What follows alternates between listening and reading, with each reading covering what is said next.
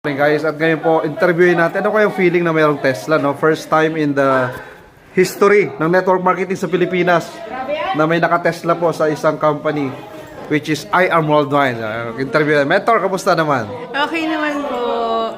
My name is Jan Balahaja po pala, nurse by profession from Houston, Texas, and currently a car achiever po dito sa I Am Worldwide.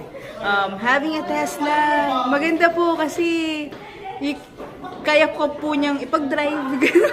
Hindi na po Really? kailangan ng Talaga, susi. no? Yes po. Hindi na Wow. natin kailangan ng susi. All you have to do is cellphone. Kaso, pag nawala po yung cellphone, baka mawala ka rin ng sasakyan. Kaya po, ingat-ingat, no?